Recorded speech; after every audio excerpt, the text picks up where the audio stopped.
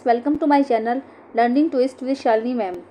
तो हम शुरू कर रहे हैं नेक्स्ट टॉपिक लेसन नंबर 4 का, हीट का। ठीक है, अब एक्टिविटी नंबर 4.45 शुरू करेंगे।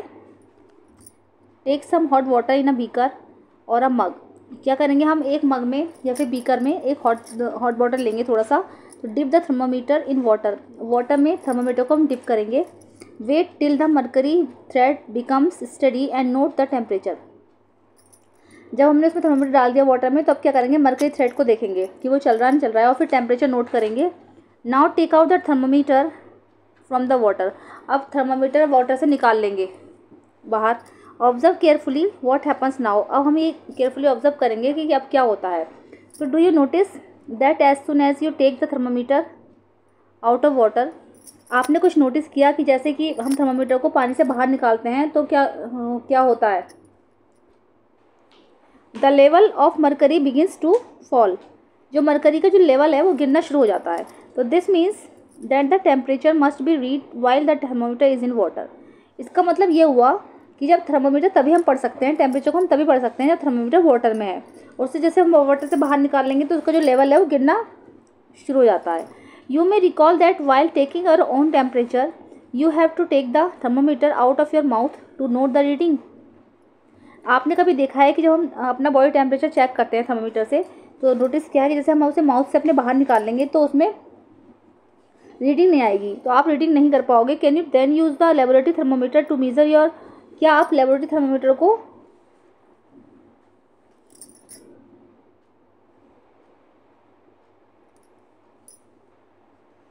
बॉडी टेम्परेचर, ओके, तो क्या हम लेबोरेटरी थर्मामीटर से अपना बॉडी टेम्परेचर नाप सकते हैं? Obviously it is not convenient to use the laboratory thermometer for this purpose.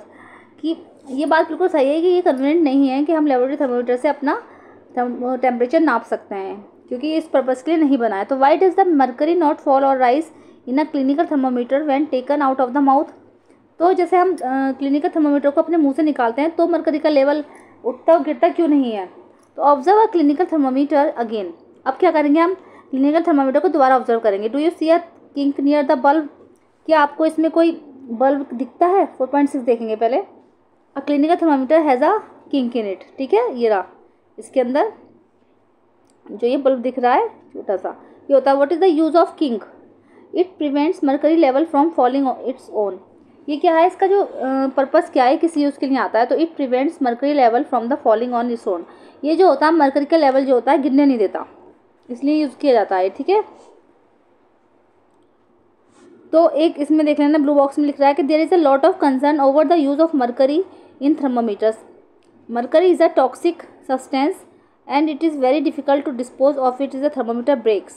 These days digital thermometers are available which do not use mercury. Okay, क्या होता है कि मरकरी जो होता है टॉक्सिक सब्सटेंस है, तो अब क्या करते हैं, मरकरी जो पहले यूज़ किया जाता था थर्मामीटर में, लेकिन आजकल डिजिटल थर्मामीटर आने लगे हैं जिसमें मरकरी यूज़ नहीं किया जाता, तो आजकल लोग इसी को यूज़ करने लगे हैं। ओके, अब आता है कि ट्रांसफ़र ऑफ हीट क्या होता है।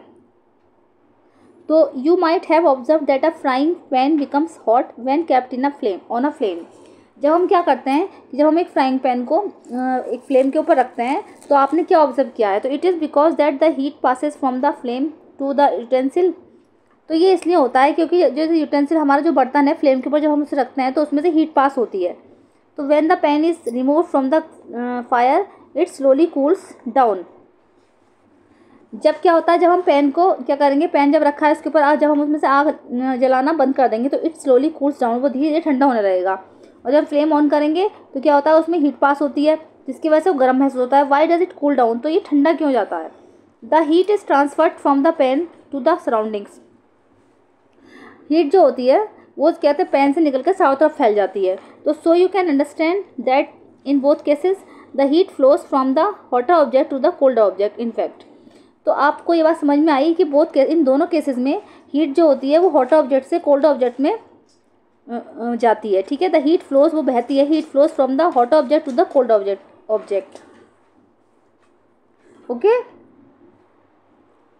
इन all cases heat flows from a hot object to the cold object. How does heat now, let us investigate. आओ अब ये देखते हैं कि हीट कहाँ गई। ठीक है, हीट का क्या हुआ, तो एक्टिविटी करके देखेंगे 4.6। टेक अ रॉड और flat strip of the metal से ऑफ एल्यूमिनियम या फिर iron.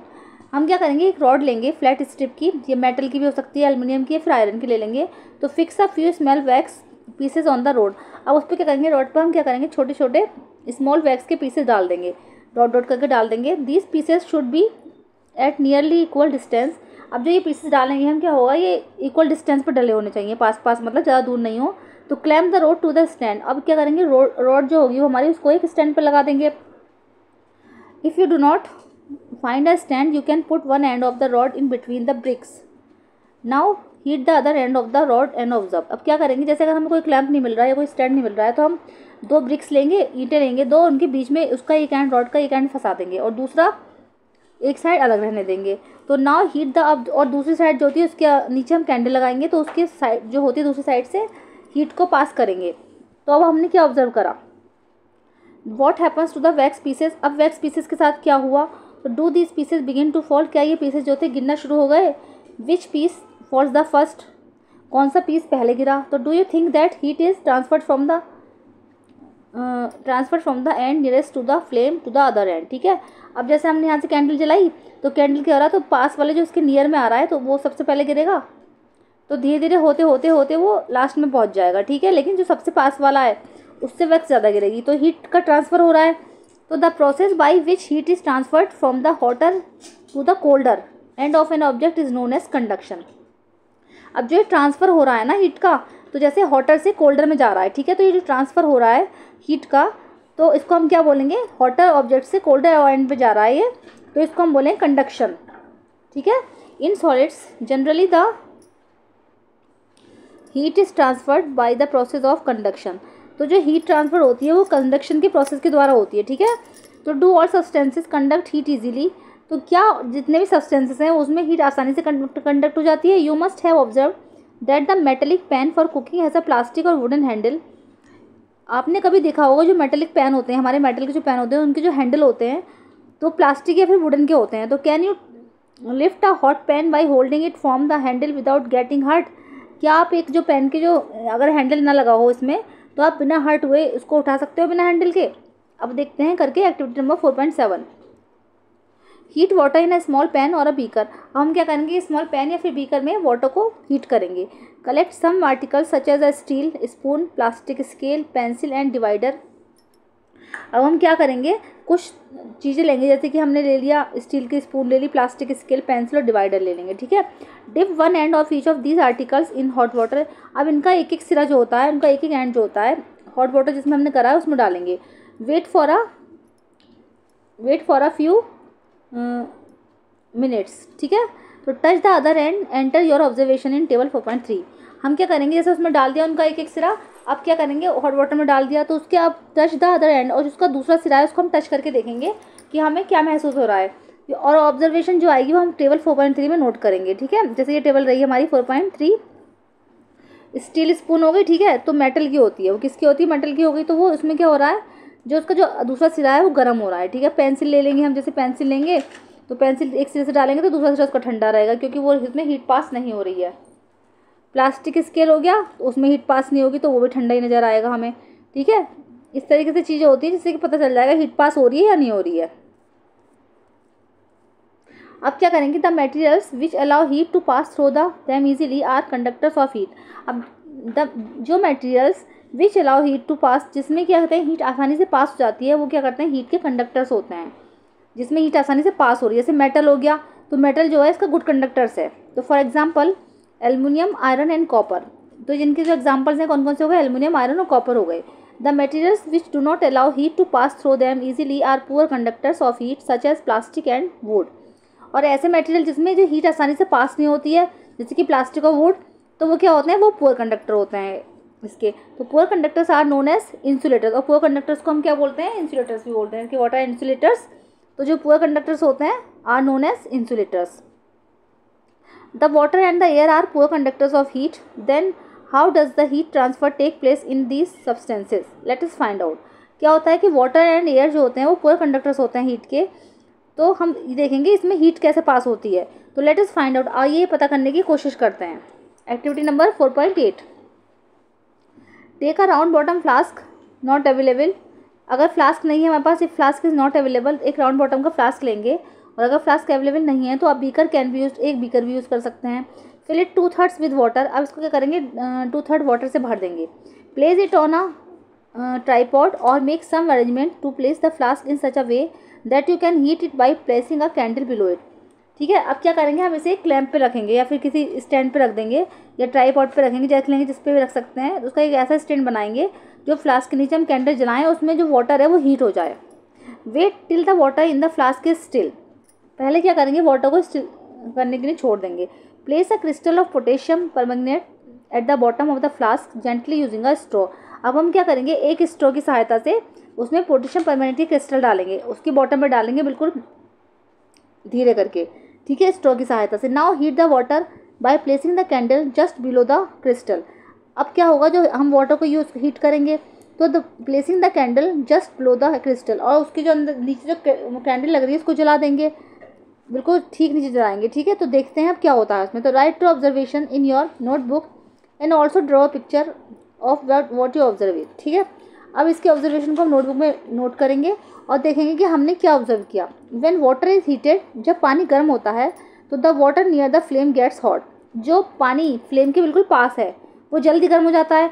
Hot water rises up, और जैसे गर्म पानी होता है वो उबलना शुरू हो जाता है। The cold water from the sides moves down towards the sources of the heat. और जो कोल्ड वाटर है साइड में लगा रखा हुआ है, मतलब जो उसके पास है कैंडल की फ्लेम के, वो तो जल्दी गर्म हो रहा है। ठीक है, उबलना शुरू हो जाता है। और जो साइड का जो वाटर है बगल का उसकी, वो धीरे धीरे करके हीट के पास आ रहा है, नीचे की साइड आ रहा है। तो this water also gets hot and rises. अब ये वाला जो वाटर है ये भी गर्म होना शुरू हो जाएगा धीरे धीरे। And water from the sides moves down. ठीक है, और जो साइड्स का वाटर था वो मूव्स डाउन होने लगता है, मतलब धीरे धीरे करके नीचे की साइड आने लगता है। तो this process continue till the whole water gets heated. और ये प्रोसेस जब तक चलता रहता है जब तक कि सारा पानी गर्म नहीं हो जाता है। तो this mode of heat transfer is known as convection. अब जो ये ट्रांसफ़र का जो हीट जैसे ट्रांसफ़र हो रही है कि पहले जो पास वाला हो रहा है फिर साइड वाला हो रहा है, तो जो ये हीट का जो मोड है, हीट ट्रांसफ़र जिस तरीके से हो रही है इसको हम क्या बोलेंगे, कन्वेक्शन बोलेंगे। तो how does the heat travel in air. अब ये आता है कि हीट जो होती है वो हवा में कैसे ट्रैवल करती है। In which direction does the smoke go. ठीक है, और किस डायरेक्शन में स्मोक जाता है। ठीक है, ये पता लगाएंगे। तो the air near the heat sources get hot and rises. ठीक है, जो हीट की जो एयर जो होती है नियर द हीट के पास होती है वो क्या होती है, जल्दी हॉट जाती है। The air from the sides comes into take its place. और जो साइड की जो हवा होती है वो देर से होती है। In this way the air gets heated. इसी वे में जो हवा होती है वो गर्म होती है। The following activity confirm the idea. Okay, अब ये एक्टिविटी जो है 4.9 हम नेक्स्ट टॉपिक में डिस्कस करेंगे। तो आज के लिए बस इतना ही।